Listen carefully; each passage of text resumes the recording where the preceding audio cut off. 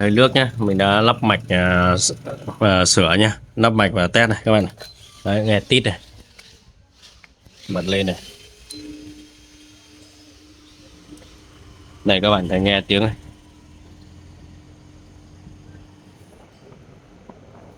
Motor nó quay nha. Số 2 này. Đấy, số 3 này.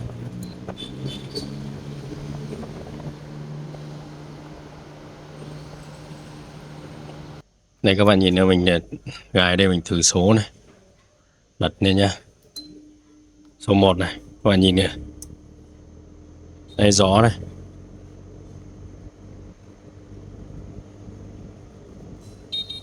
Số 2 này. Đây số 3 này. Nó rất là mạnh nhá.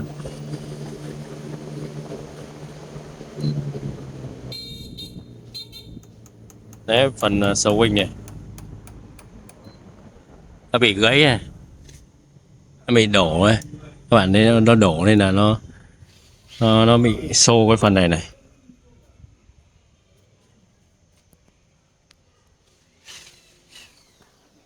Đây là quạt mình đã sửa xong các bạn nhé.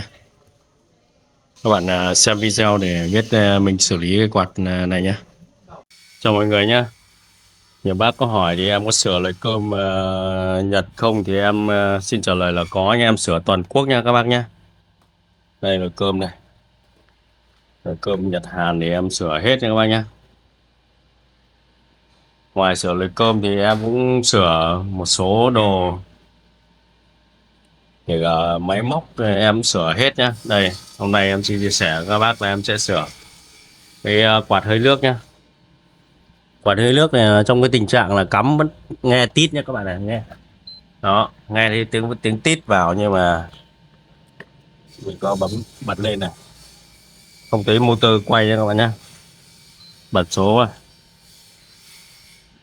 không hề có tiếng quạt quay này. Thì cái này thì nó cũng có rất nhiều nguyên nhân nhá. Mình sẽ tháo ra nhá, để kiểm tra sửa cho các bạn nhé, chia sẻ với các bạn cái nguyên nhân của nó nhé. Cái này thì mình gặp cũng khá nhiều cái bệnh này rồi, nhưng mà để mà bật lên mà bấm như thế này mà tất cả các chức năng đều đều không bấm được nha các bác nhé. Thì mình sẽ kiểm tra xem cái phần này. Các bạn phải quan sát nhé, quan sát xem thực tế nó có vấn đề gì không. Trước đấy thì mình thấy cái tụ này nó mắc vào cái dây này, cái phần này nè, tụ lung lay này, mình sẽ tháo ra nhé. Đây là phần bơm nước này, bơm nước làm mát đấy.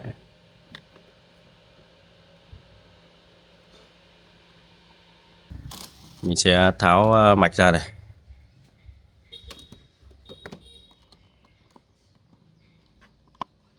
kiểm tra mạch nha, tháo ra kiểm tra nhìn thực tế xem nó hỏng đến đâu. Đây mình đã tháo ra đây các bạn này, mạch nhìn nó cũng còn khá là đẹp, nó ok nha các bạn nhé. Cái tụ này thì nó gãy một chân này, tụ nguồn này các bạn này, tụ nguồn này nó oxy hóa gãy một chân này. Mình sẽ tháo hết rác ra nha, rác ra mang ở chỗ làm việc để xử lý nha. Rút rác là các bạn có thể quay để mình nhớ nhá.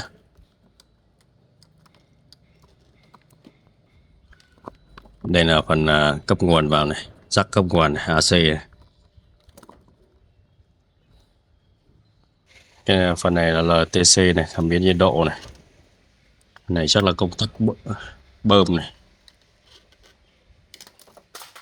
Rời mạch ra.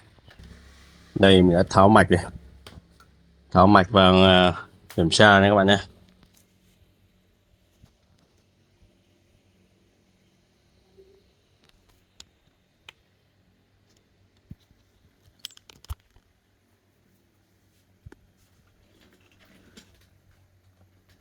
Mạch hơi nước thì ra nó cũng như là mạch quạt điều khiển nữa các bạn này. Các bạn sửa được quạt điều khiển thì cũng sẽ sửa được quạt hơi nước thôi. Nó khác điều khiển ở trên quạt. Trên quạt là nó sẽ dùng các chi ác nhé.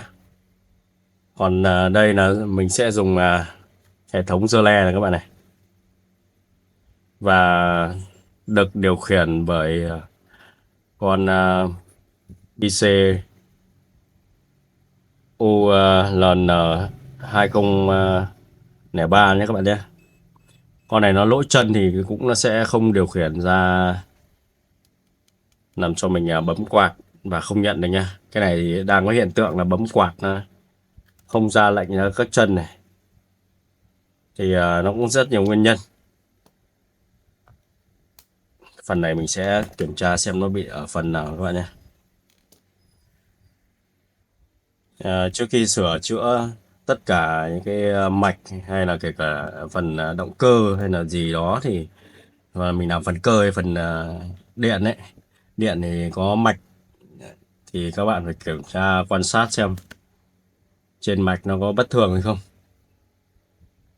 Như cái này á, kiểm tra đây mình nhìn qua này thì còn cái con tụ này nó đang cụt chân này, tụ lọc nguồn này, tụ lọc nguồn cụt chân này thì nó cũng sẽ ảnh hưởng đến nguồn nhá. Đây nó cụt chân oxy hóa này các bạn này. Đấy, một chỗ nhá. Thứ hai là như các bạn nhìn quan sát được thấy cái con chân của cái con IC này 2003 này, chân này nó oxy hóa này. Và mình quan sát xem cái phần khiển này, khiển này mình sẽ thấy có một cái vết vỡ hơi sâu này, có thể nó chính là cái nguyên nhân dẫn đến bật, nhưng mà bật lên nhá mà quạt không quay nhá. Trong quá trình quan sát này các bạn mình thấy này, đấy các bạn nhìn thấy có gì lạ chưa? Đây ạ.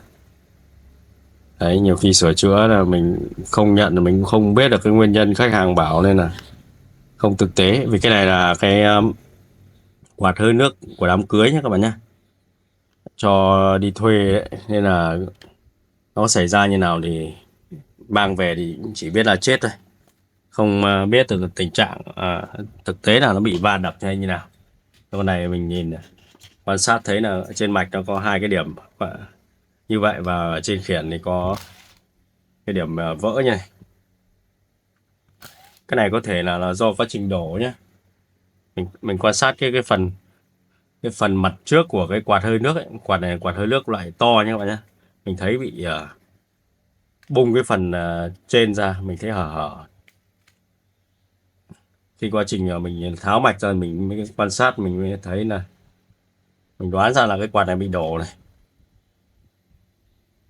đổ nên là cái phần mạch nó bị vỡ này.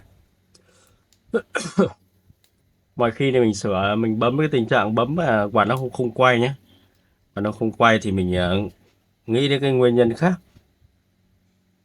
Nhưng mà khi quan sát sửa thì mình đã thấy cái chỗ này vỡ này. Đấy, nên là mình lại nghi quay lại cái phần bị vỡ này. Khi bị vỡ thì cái đường đứt này nó sẽ, cái đường lệnh mình khi mình thực hiện nó sẽ không xuống được cái bo dưới, điều khiển bo dưới đấy các bạn ạ. Giống kiểu như là trên bảo dưới không nghe đấy các bạn ạ. Đây bị vỡ này. Đấy, vỡ há cả ra này. Cái này thì chắc là mình sẽ hút cái phần khiển này ra và hàn này cái phần này nhé các bạn nhé. Bắt đầu mình đi thực hiện cái trên cái bo này, mình đang có vấn đề về họng ho nha các bạn nhé, nên là mình nói mà không rõ này, xin các bạn thông cảm nhé. Cái này thì, muốn xử lý cái này ngon thì chắc chắn là mình là phải nhấc cái cụm trên mặt này ra rồi. Này thì về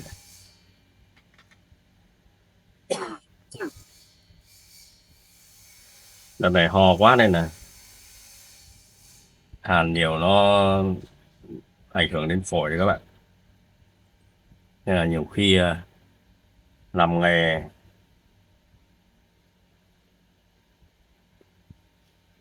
nghề nào ăn nghề đấy các bạn. Xăng thơm thiếc, khói hàn, mỗi nghề có cái vất vả riêng. Làm nghề thợ mộc thì mùn cưa, phoi bào. Đây thầy mình làm thợ mộc nên là mình cũng hưởng ké. Các bạn sửa cái gì thôi, các bạn phải có quan sát nhé các bạn nhé. Quan sát thực tế xem nó như nào. Làm cái việc quan sát nó là khá là quan trọng. Mình không quan sát thì mình cứ cắm đầu vào đi sửa, trong khi những cái chỗ mà cần thiết thì mình không phát hiện ra. Đây như này nó bằng vỡ mạch này, có khi mình xử lý xong cái phần mạch vỡ này là nó xong bệnh ấy. Mình cứ đâm đầu đi kiểm tra bò dưới, thì nhiều khi là cái bệnh ở bên dưới nó cũng ảnh hưởng đến cái, nó cũng ra cái bệnh tương tự đấy.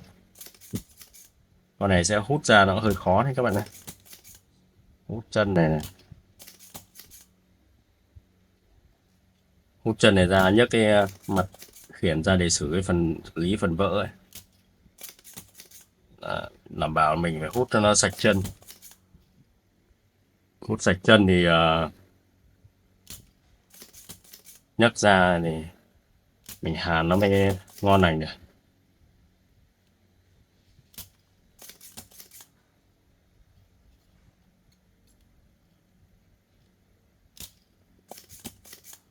Mùa hè là cái bệnh quạt hơi nước thì khá là nhiều.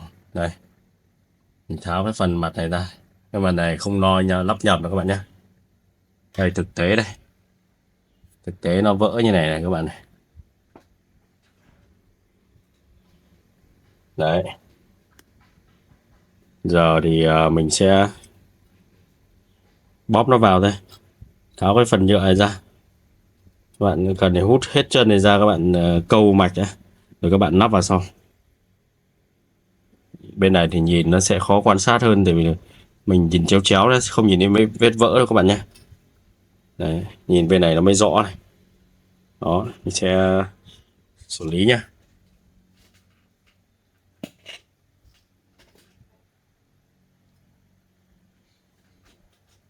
Cái này thì mình có nhiều cách nhé.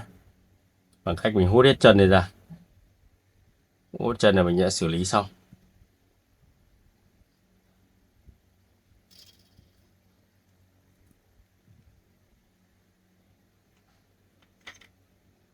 Cái quan trọng là mình làm xong là mình xử lý cái chân mạch, đường mạch này nó nối lại và nó nhận lại được cái lệnh từ con vi xử lý, thì nó sẽ chạy lại được thôi. Đấy, nó có những cái trường hợp nó phát sinh đấy, chứ còn bình thường thì chả mấy khi đâu. Khi quạt nó bị đổ nó mới xảy ra cái hiện tượng này các bạn nhé. Đây, hút chân này, hút chân ra nó nóng, nó hơi bị xoay chân đấy. Mình xử lý xong cái phần này đã.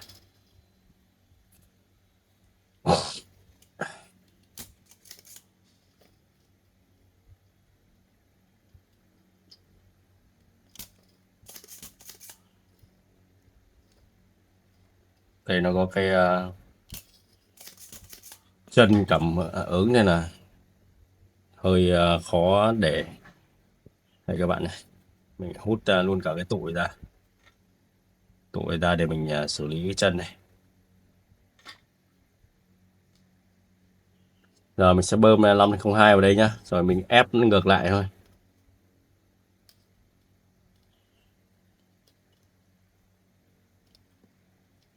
Đây nó có mấy cái chân này, bạn để này cái mặt phẳng này, mình bơm xong mình nén xuống sao cho nó cân nhá. Cái này nó có hai cái chân này. Để cái này là mình nó mà đẩy khó nhé các bạn nhá, thì các bạn lấy máy sấy bạn khò nóng một chút, nóng nóng thì mình đẩy cái phíp này xuống này nó sẽ dễ vào các bạn nhé.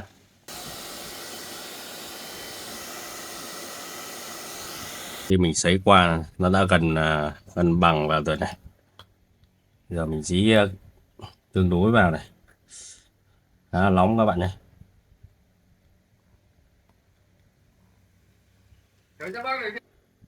Đây này, sau khi mình xử lý qua này các bạn này, đấy, nó vỡ, nó banh chành này.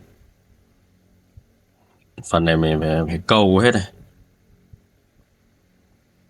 Cái chỗ này nó gần vỡ hẳn là mình nhấc ra để mình bẻ nó cái vào thì nó gãy lốt này.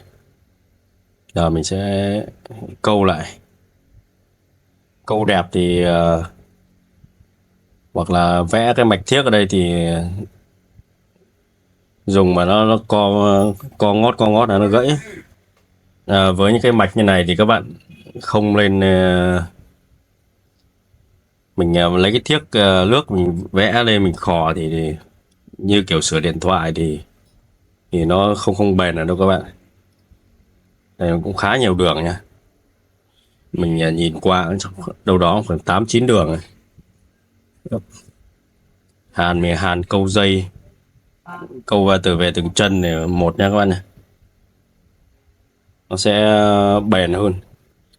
Chứ bây giờ mình câu cái dây thiếc ở đây nhiều lúc sau nó dẫn chân đấy, nhìn thế này thôi nhưng mà nó dễ chạm nhau các bạn nhé. Mình sẽ câu cái này mạch nó ở đằng sau nó kín, nó cũng không quá quan trọng về cái thẩm mỹ đâu. Nhiều khi có thể thợ khác có chê gì thì nhưng mà mình làm thì nó sẽ đảm bảo nhé. Chứ còn cái việc mình lấy cái thiếc nước mình xử lý ở đây thì quá đơn giản này, không có gì về thực gì nó gọi là cao siêu đâu, nhưng mà mình phải quan tâm là mình xử lý cho khách hàng xong là cái chỗ này coi như là nó đảm bảo đấy,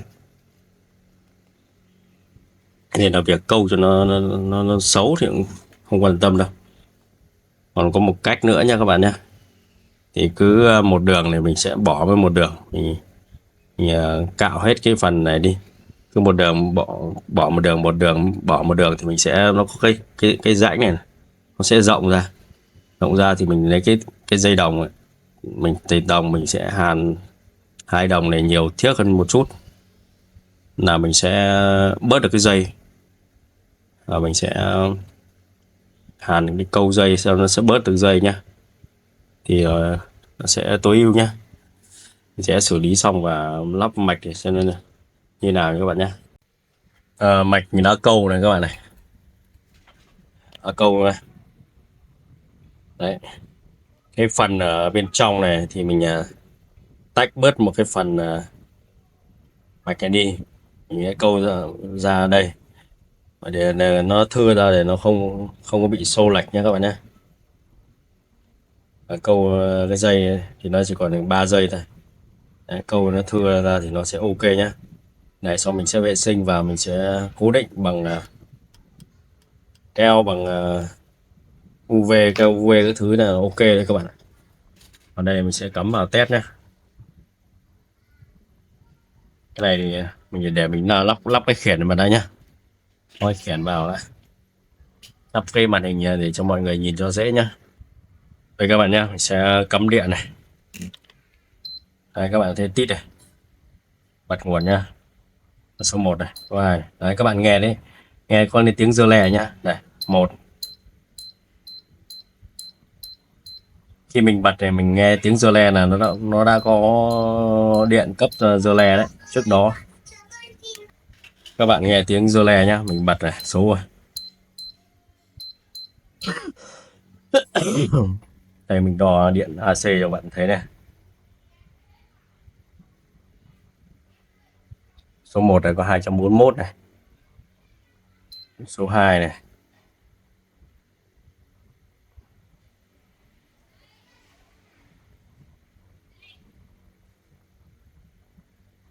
Số 2 đang không có này. Số 3 này. Vậy là số 2 đang lỗi nhé các bạn nhé. Lỗi đây ở đâu thì tí nữa mình sẽ chỉ cho các bạn nhé. Các bạn bật chức năng khác này.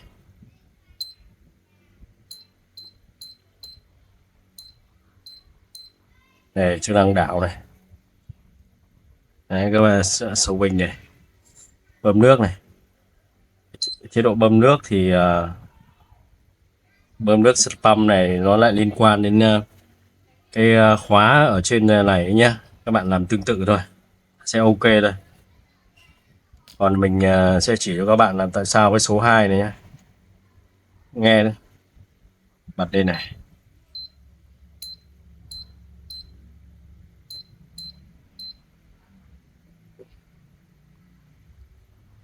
Số 2 nó có thể nó hỏng dơ le nhá.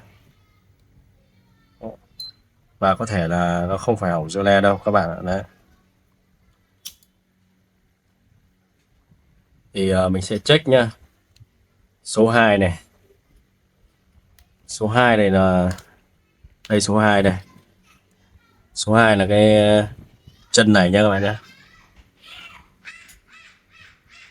Đây số 2 là cái chân này. Dùng thêm rồi các bạn nhìn cho rõ này. Đây là số 1 nhá. Số 2 này, mid này. Dò ngược đây này.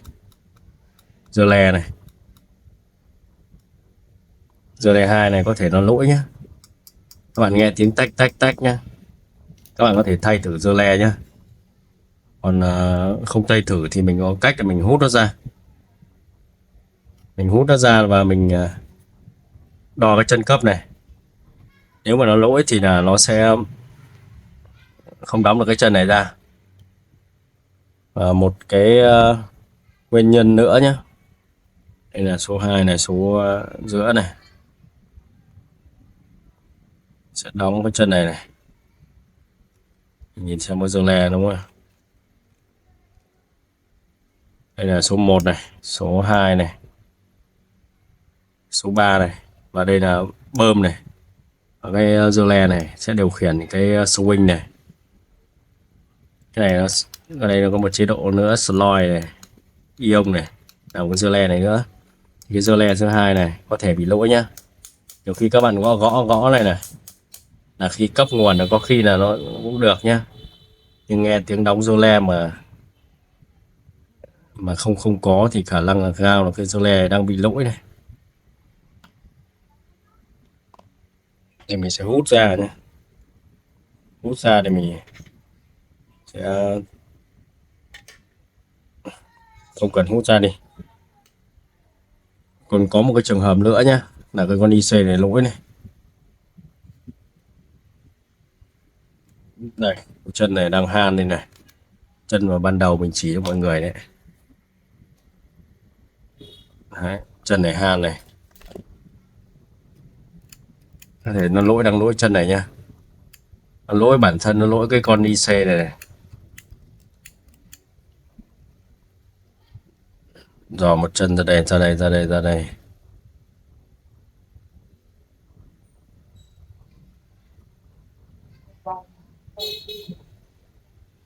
Đấy, có thể nó lỗi chân đấy nhá. Trong trường hợp này mình sẽ thay thử dơ le nhá. Cách đơn giản nhất này mà các bạn khi không có dơ le là đảo một con dơ le này sang vị trí con dơ le bên cạnh sang này thì là mình sẽ test được dơ le thôi. Mình sẽ đảo nhá, mình đỡ phải tìm. Cách loại trừ đơn giản nhất là nhổ cây số 1 nhấc sang số 2 để mình test dơ le đấy. Khi mình không có dơ le nhá, mình sẽ hút cái dơ le này ra để nhấc số 1 này, nhấc sang số 2 này. Mình có thể test được. Các bạn là đơn giản là đỡ mất công thì mình sẽ nhổ cái số 1 này ra và mình không lắp số 1 vội. Đó. Không, các bạn có dơ le thì các bạn thay thì nó sẽ nhanh hơn.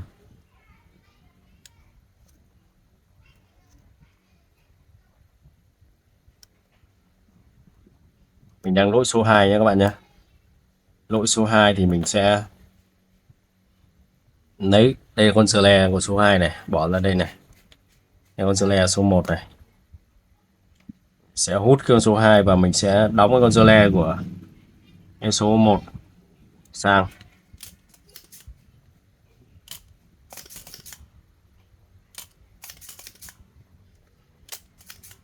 Hút được vài cái nó lại cái câu đầu cao su cao áp này. Đây là cái số 1 ok nhá. Ok, mình lắp vào số 2 này.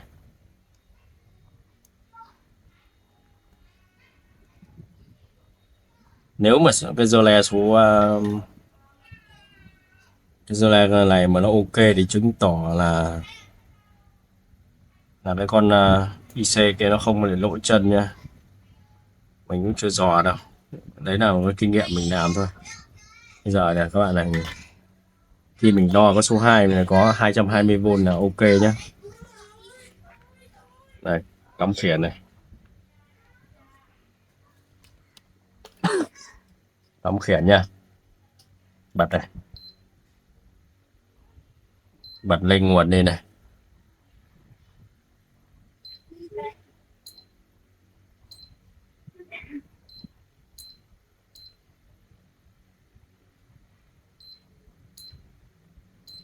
Số 1 này. Nào này. Số 2 này. Đây các bạn thấy đo này. Nó vẫn không có số 2 nhá. Đây có số 3 này. Số 1 này. Số 1 thì mình nổ dơ le rồi thì là không có rồi. Đó. Còn cái con dơ le mình đang nghi hỏng này. Các bạn làm chỉ làm một cái thôi, mình nhớ cái kinh nghiệm để làm sau những con sau nhá. Đây mình sẽ đóng lại cái con dơ le số 2 sang số 1 bị lỗi này.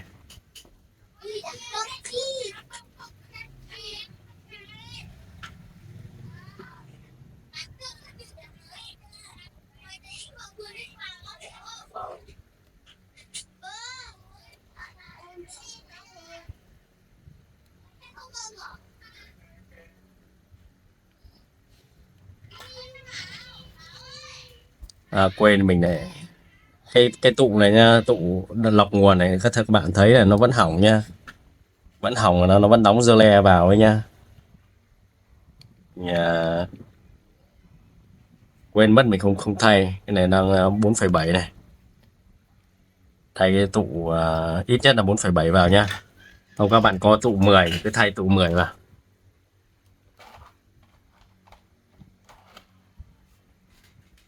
Đây mình sẵn tụ 33 thì mình cứ thay tụ 33 này, cao tí cũng không vấn đề gì hết các bạn nhé. Đừng có dài quá này. Cái này vẫn có đủ diện tích này, ok rồi.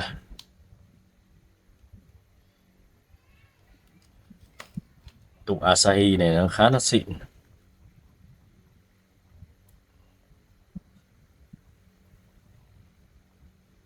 Trong quá trình hàn làm nguồn này mình mới nhớ ra con này mình sẽ thay. Cái này cũng không phải là nguyên nhân để cho cái dơ le nó không đóng đâu. Đây này, các bạn nhìn thấy khi mình cấp nguồn nha, dơ le là hỏng nha, dơ là hỏng, mình đổi sang số 1 đấy. Hỏng số 1 thì giờ nó vẫn cứ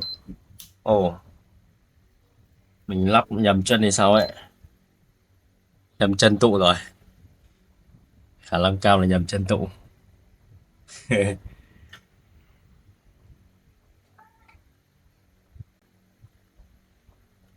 Dễ nhầm chân tụ đó, khi mình không lắp mà mình không nhìn thì các bạn ạ. Đúng rồi nha các bạn nhé, mình lắp nhầm chân tụ rồi.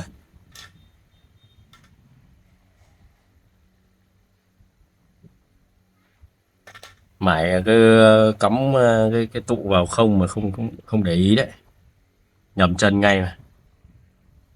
Cái nhầm chân tụ nó bóng trung chập nó sẽ sáng, giống cái trường hợp mà tụ nó bị khô quá các bạn nhé. Đây là mình sửa, mình có bóng chống chập nha, các bạn mà không cắm bóng chống chập nó sẽ đứt con điện ở cầu chì đấy.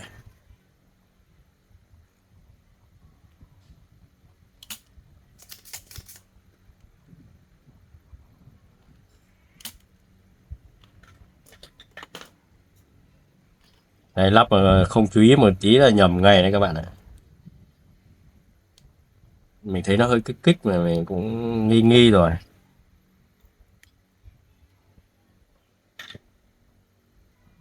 Sửa thì các bạn thì chắc chắn là cũng sẽ có người nhầm nha, không phải làm lâu mà là không nhầm đâu. Đây, khi này mình sẽ lại đo lại cho các bạn xem nhé, các bạn nhìn đồng hồ thì các bạn sẽ biết.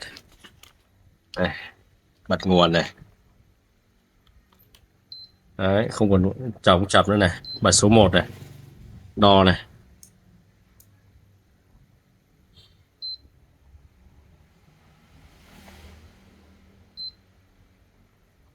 Đo điện số 1 nha.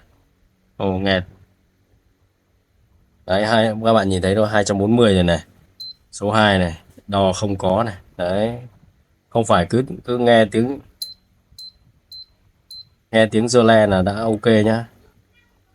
Đấy, mình sẽ lỗi ở đâu nữa, thì các bạn xem nhá. Lỗi ở đây này, mình sẽ chỉ cho các bạn, mà các bạn có sửa thì các bạn thay luôn này, không phải vòng vo, cũng không phải mạch miết, không phải các bạn phải hiểu mạch để làm gì cho nó đau đầu nhá. Đây, cái con IC 2003 này, các bạn thay này là thay nhá, lỗi nó ở đấy ấy.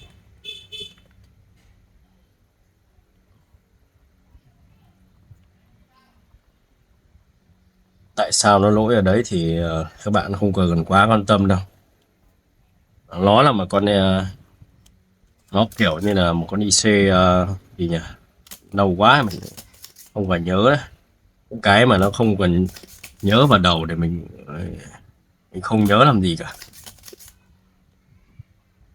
Mình không phải là một người đi dạy học nên là cũng không cần thiết. Những cái nó không cần thiết thì làm trong đầu là mình sẽ không nhớ đâu các bạn. Thì còn người ta cái lượng lạp vào đầu càng ngày càng nhiều, mà cái gì cũng phải nhớ thì các bạn hình dung đấy, mình có phải siêu máy tính đâu, mình đầu óc mình có phải một thiên tài đâu, cái gì cũng nhớ. Đây, các bạn cắm này, các bạn nhìn nha. Đây, mình sẽ lấy IC thay nhá. Đây IC 2003 này, mình mua cũng khá là nhiều lâu rồi, nay mới có dịp được cắt hộp ra để thay. Còn này mình mua ra máy đây, cũng chưa test đâu. Mình mua đây khoảng hình như là 100 con thì phải. Đây các bạn này, mua dạo máy này, 100 chiếc này.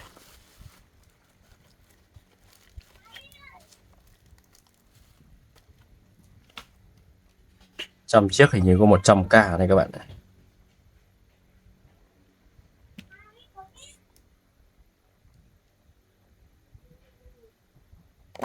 Đây, cắm đúng chân này. Còn cái này mà nó không lắp IC mà không chạy thì mình chạy thôi. Các bạn sửa nhiều khi cũng không cần quá quan tâm nó là mạch nó như nào đâu, mình phải hình dung này, mạch này nó điều khiển cái hệ thống dơ le này thì nó thông qua cái con IC IC này gọi là IC gì nhỉ, 2003, cổng logic hay gì mình cũng chả nhớ đấy. Nói chung là nhiều bạn mà bảo mình không biết gì về mạch thì chuyển kênh nhá, mình cũng không nói sâu về mạch đâu. Các bạn phải hiểu nó đơn giản này, mình kiểm tra những sơ bộ này, các bạn điện cơ các bạn xem mà các bạn có thể sửa được, không cần phải hiểu sâu sắc là đây nó phải đi như thế này thế kia đâu. Học cái kiểu thần thánh thế thì cũng ờ, không cần thiết đâu. Mình xử lý sửa là ok rồi. Mục đích cuối cùng là mình kiếm tiền nuôi vợ nuôi con. Đây sẽ cắm vào nha.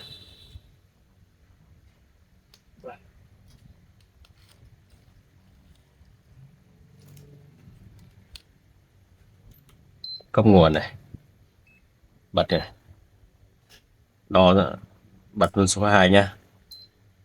Số 2 đo số 2 luôn này các bạn này.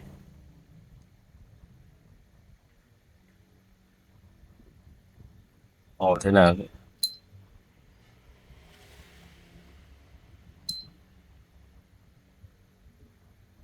là khả năng là cái lệnh ở trên đấy mình hàn vào nó bị long chân này. Còn có cái trường hợp là lỗi con IC này nhá các bạn nhá. Nên là mình phải kiểm tra lại chân này. Còn các bạn nào mà bị lỗi thì có thể thay IC này nhá. Mình đã từng gặp rồi.